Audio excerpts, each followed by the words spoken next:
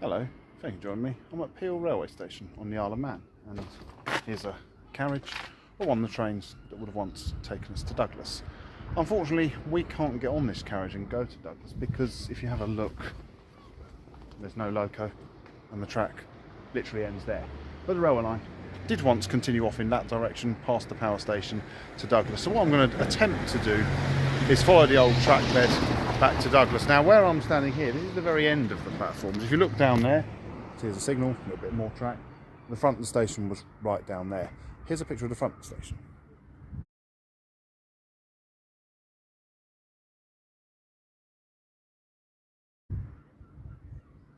So that's where passengers coming to the station would have walked through those doors, bought their tickets, travel on a train down this end. You can see there's a water tower here. Steam locos would have been seen taking water before taking passengers over the hill to Douglas. And that's what I'm going to do. It's a footpath, I think, most of the way. So I'm just going to see how far I get, really. Let's go and explore the railway towards Douglas.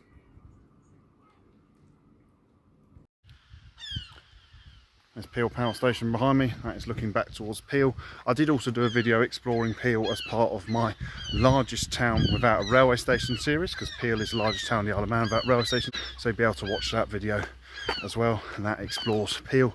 This video though is about the old railway. It was opened by the Isle of Man Railway. It went from here, as I say, to Douglas, opened on the 1st of July 1873, and then it closed on the 7th of August 1968, and then I think it lingered on for freight or goods for a bit longer, and then eventually it was all lifted in 1969, starting to look more like an old railway than just a road through an industrial estate now. I'm going to continue on in that direction to Douglas, and we're going to look at some of the old stations and junctions as we go. Just as we continue along though, I should make mention there was also a mineral tramway which went over the hill. It had like an incline and then continued on over the hill. I don't know too much about that, and that is possibly subject for another video. Maybe one day I could do a video on that, but I just thought I'd mention there was this other form of railway line here. Anyway, let's go towards Douglas. Looks like there's some work going on this side of the line. As for reopening this line, I'm not really going to discuss that in this video. That was discussed in my Peel, largest town without a railway station video. I talked about my thoughts on whether this line would ever reopen. So if you want to know what they are, have a look at that video.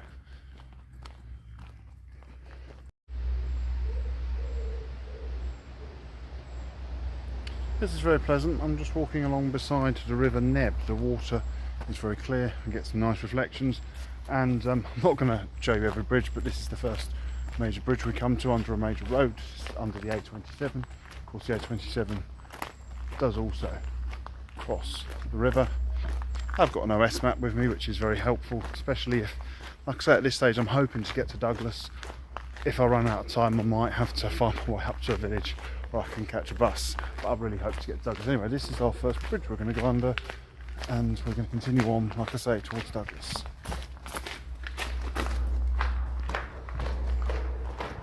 It's nice. I've passed one or two other people, but it's one of those old railways. I like an old railway. You walk along, it's not too busy, and you feel it's just sort of you walking along the old railway. Generally very pleasant. I can just enjoy it without having to really worry about too many other people. So there's an old water mill here. Oh yeah, it is an old water mill. Look at that water wheel. That's great to see. We've no doubt see a few other interesting things along the route. I know there is various water mills on the Isle of Man. So, yeah, great to see water mill. Once, imagine the steam trains passing the water mill. I'm going to continue on. It looks like it's a slight rising gradient as we continue up towards St John's. We're now out in the countryside, away from Peel, and we're just coming up to where the first junction was on the branch line. It was a very short-lived branch. It opened on the 1st of August 1915 and it closed on the 14th of October 1920. It was the branch up to Knocklow prisoner of war internment camp. Only lasted 5 years. I understand there is possibly an engine shed still surviving. I think the junction was possibly here. Well, there's a junction at path, but I can't see any obvious evidential remains of it. But somewhere around here there was the junction up to the internment camp, and like I say, it was very short-lived. Maybe one day it's subject of another video. There's I always find that though when you do these videos you see something else and which you haven't got time to do today. So yeah, maybe another video. We're now in a shallow cutting continue on, as I said earlier, up towards St John's.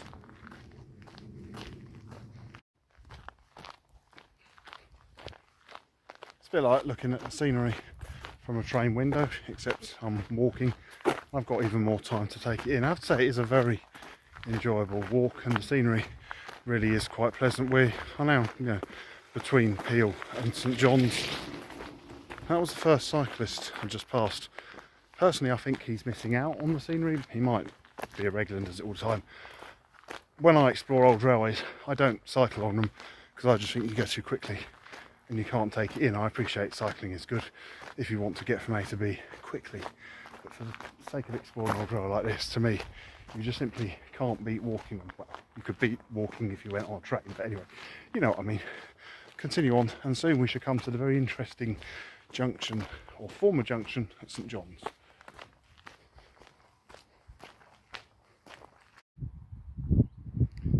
On the approach to St John's now. Scenery nice and hilly each side of us. Down there somewhere is the River Neb, but it's what's behind me here, which isn't actually part of this railway. Over there, running along the edge of that field, that is the trackbed of the Manx Northern Railway. So that crossed this line here.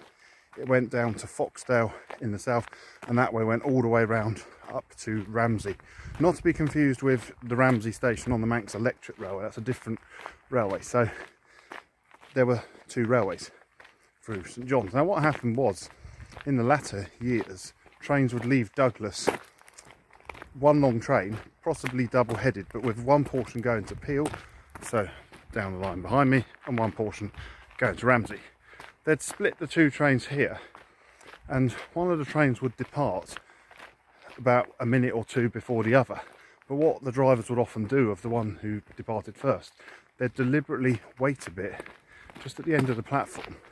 The other train would depart, so they'd catch up, and what you'll get is a double departure. The two trains would effectively race each other out of St John's Station, and the one on this line going down towards Peel would usually win the race because it was going downhill, and then the one to Ramsey would be climbing. But it must have been a good bit of fun. There are other places where you can get double departures. Sometimes they're simply staged at enthusiast events, so you get double departures. It's one of the most exciting things you can do when you're part of a gala. Somewhere I've seen fairly recently is on the Halts Mountains out of Dran and Horn. The Brocken train may well depart at the same time as the train going down towards Nordhausen, so you get a double departure there. We're now coming to a bridge over the River Neb. So if you look, we've got a bridge here and we've got a bridge there. So that's the Manx Northern Bridge. This is the Isle of Man Railway Bridge. So two different railway lines, but very close together. So you can imagine being, not that I'd condone standing here, but just imagine you were stood on that post and you had two steam trains coming towards you. That one would have been really working hard because she'd have been heading on up the hill, and then this one would have been probably not as working hard but going faster, going on down towards Peel. So I'm going to continue on the trackbed of the Isle of Man Railway with the Manx Northern Railway trackbed beside me, and we're going to go and find the stations at St John's. We are now arriving at St John's. There are two stations here, one on the Manx Northern Railway and one on the Isle of Man Railway. We can just see the roof of the Manx Northern Railway station. So that was the second station to open here. That opened in 1884 and it lasted until 1927, when what I understand happened was they closed it and created one station. So I think this is now Station Road here in St John's. Funny enough, there's people waiting for a bus just down there, so carrying on the tradition of catching the transport here. And then on this side of the road was the other railway station, the first and the second one to close. The Isle of Man railway station would have been somewhere here. I think what happened, my understanding is the Manx Northern station closed in 1927.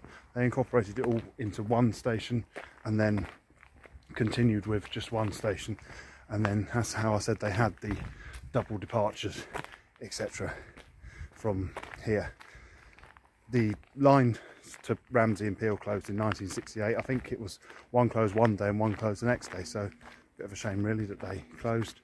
Anyway, somewhere, I think the footpath does continue on. In fact, I know it carries on because the map says. I'm going to find my way along the old railway towards Douglas.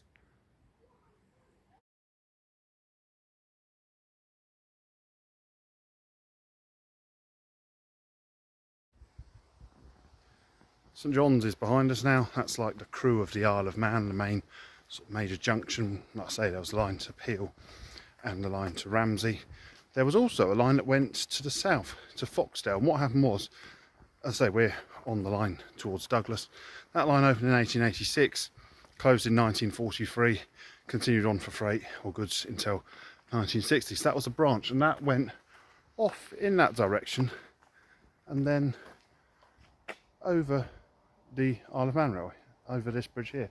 So this must be the only place on the Isle of Man where two different railway lines crossed each other. The only other place I can think is the Lacty Mines Railway goes under the Manx Electric Railway, and the Gravel Glen Road doesn't cross the Manx Electric Railway, but it goes very close. So there you've got two different lines quite close to each other. So I'm not going up to Foxdale today, maybe a video for another day, but that bridge took the Foxdale branch over what I suppose you could call the main line.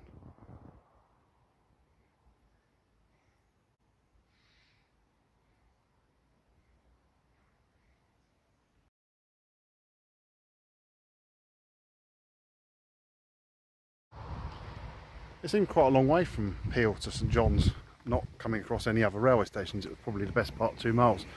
But from St John's, it's only been about a quarter of a mile and we're already at the next station. When I say station, I mean halt. And some railway infrastructure surviving across the road. This is Balacraig Halt. Now what we actually see, this was the crossing keeper's cottage, or where the crossing keeper would have been to man this crossing. We can even go, I didn't expect this, but it looks like we can go inside.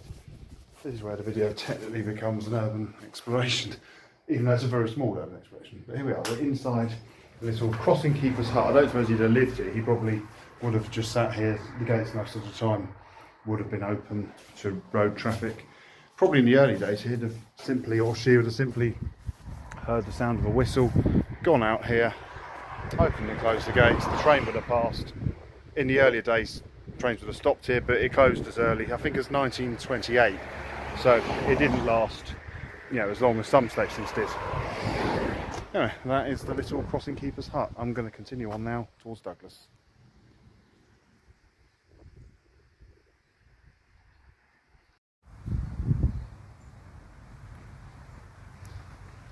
We're now passing Crosby Cricket Club, and this is also the site of the old Crosby railway station. Not so much where the cricket pitch was over there, but here. This is where trains would have been seen passing each other. There'd have been a passing loop here, so there'd have been quite an interesting station. The village is just up there. You can just see the hills behind. There's of course the one mountain on the island, Snaefell. That's some distance from here. Everything else is hills, although as you can see they're shrouded in clouds. So this is the site, as I said, of Crosby Station, but everything's gone. Station building wise, well, I say nearly everything has gone actually, because once again, as we cross the road here, there's the road up to the village. Like I said, it's a bit more of a main road. Here is another crossing keeper's hut. So it looks very similar to the one we saw further back, and it looks like, yep, we can go inside again. So like I say, not quite as good, unfortunately. A bit of graffiti. I haven't seen much graffiti on the Isle of Man, which is great. Bit disappointed to see it in here, but anyway. There's even a little bench which you could sit on if it was a bit nicer. So that is Crosby Station. The railway continues on that way towards Douglas. The old railway line is just passing the village of Glenvine. Now that way's looking back towards Peel. There was never a railway station here, which is interesting because it looks to be a slightly bigger village than Crosby. But there was, as it appears, a crossing keeper. As you can see, there's a crossing. Must be the busiest road we've come to because they've got crossing lights and everything. So I'm going to cross the road here. But like I say, I don't know there ever was a railway station here. There may well have been a halt. Sometimes you get these sort of almost unofficial halts. And like I say, there's a crossing keeper's cottage. Just going to look inside. I don't think there was ever a station. Maybe it wasn't such a big place then. There's a fireplace in this one, not graffitied, which is good to see. So keep doing these little mini urban explorations every time we come across one of these crossing keepers' huts. So, crossing keepers' hut at Glenvine, but I don't think there was ever a station here. I'm going to continue on to the next place where I know there was a station, and that is Union Mills. I'm now getting close to Union Mills station, and that really is the start of the sort of the Douglas urban area, although it's a village in its own right. That down there is another river. Apologies if I don't pronounce its name correctly. It's spelled D-H-O-O. So is it the River Doho? I don't know, so sorry if I'm not pronouncing that correctly, but the point is we're going to follow that river all the way now to Douglas. So we're going to sort of leave the last bits of countryside behind. As I say, Union Mills is actually a separate village. It's not part of Douglas. It's also where the Bee Gees come from, so it's quite a nice thing. You know, one of the most successful bands of all time came from here, Union Mills. Let's continue a little way on and go and find the old station.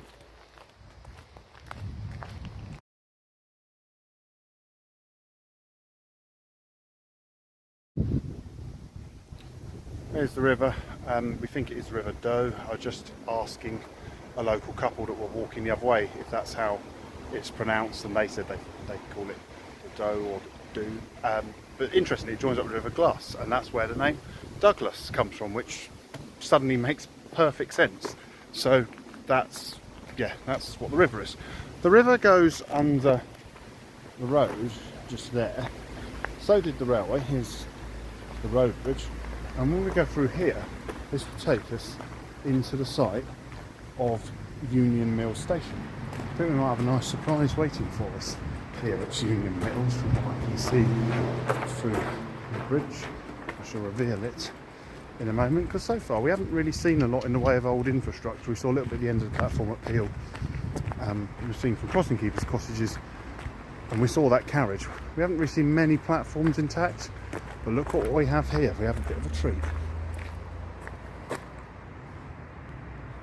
Platform intact, new station sign, and a crane. Isn't that great? It's just nice to say we've seen a bit of rolling stock on this closed railway. So that's it always makes my day, makes these walks that much more interesting. Look, it's built in Birmingham, so must have been shipped across to the Isle of Man. So yeah, there it is, plinth on a piece of track that way. As I said, it's looking towards Peel.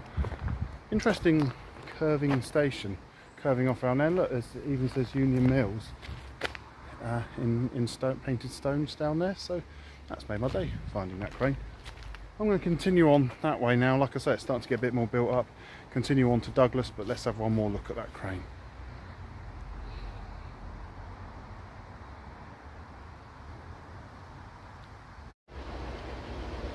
Now coming to our penultimate station on the line into Douglas. It is starting to get more built up, but still there's lots of trees around, so it still has a rural visual feel, even though it is noticeably getting a lot busier.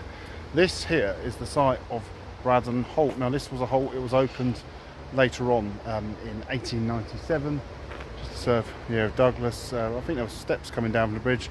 There was no platform, no passing loop. Trains were just simply probably stopped here on request if you wished to use the halt.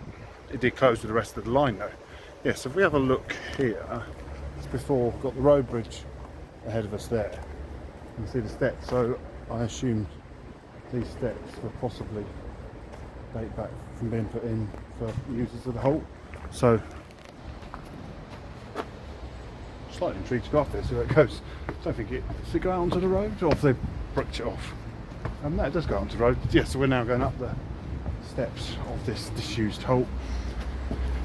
I don't know if we, oh I see what's going on. See this? This is part of the old, part of the TT course. And they've, just in case anyone comes off their motorbike, crashes into this, they've put all this padding over the bridge. And then down there, that's the site of Braddon Halt. Nice little church over there. And of course the railway trackbed continues on. I'm going to go back down the steps. We've got one more disused station and then we should arrive in Douglas. Railway now runs parallel to the road, and it's at almost this point here where we shall enter the city of Douglas. Just here, if you look. Over there it says City of Douglas, so we're nearly at the end of this walk. The final halt, which I'm going to show you, is or was, just up here. It wasn't there very long. Let's go and have a look. We're now just approaching the site of the final halt. There's not a lot to see here, but it was somewhere here.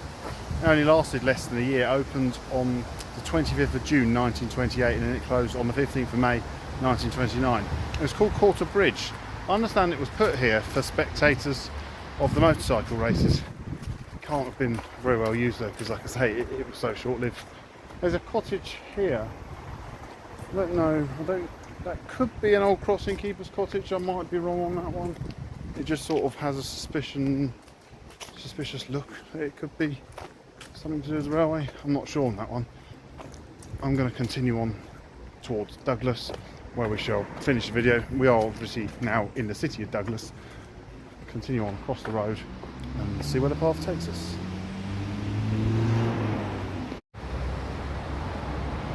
Whether that was a crossing keeper's cottage or not, I'm not sure. But one thing I am sure about, I found another crossing keeper's hut, so it's quite likely it possibly was. They lived up there, the family walked here and worked here, the crossing keepers, because there's a road there. Again, it's a fairly major road now, it's got buttons with lights. Can't go in that one, it's boarded up, doesn't seem to have a roof. Probably will be our final crossing keeper's hut we've seen. We've seen a few, haven't we now, which has been made the walk a bit more interesting. Continue on now this way and soon we shall reach a junction at some point with the existing railway, or should I say the part of the railway system that didn't close. This makes a change, doesn't it, to find a fully functioning railway station, even though there doesn't actually appear to be any trains here right now and the platforms are closed off. There's no more departures. There's one more arrival, which unfortunately I haven't got time to wait to see because I've got to catch a bus. So but there will be a video of railways in the Isle of Man I'll publish as well, so that will feature hopefully most of the railways, maybe not all of them, but it'll feature a good few of them, so you'll see the trains in that one. But this is the station, the main railway station for Douglas. There are other halts, and of course you've got Manx Electric Railway, which has most of the halts. Would have once been twice as nice. See where all the buses are. I believe there was another platform there. Behind us is the red brick station building, quite an attractive station building, and there would have also been canopies over the platform. So here we are, we have made it. I'm quite pleased with myself. I've literally walked coast to coast. I've made it all the way from Peel to Douglas. I'm not quite sure how far it is. It must be 8 to 10 miles. I've probably at least done 10 miles with all the messing about that I have to do when making these videos. There's a lot that goes on you don't see, like I sometimes get a take wrong, so I'll go back and record it, or I take pictures afterwards. I'll record the take, walk back to take pictures, you know, so there's a lot of walking going on. I think what I'm going to do now, I'm going to go and find a pub because I really feel like I can do with a beer. So from Douglas Station, apologies there's no trains here, but it is a fully functioning one, and like I say, I'm going to do a different video on trains on the Isle of Man. Thank you very much for watching. Please do like, share, comment and subscribe. Please do subscribe, that really does help the channel. Thank you very much. Goodbye.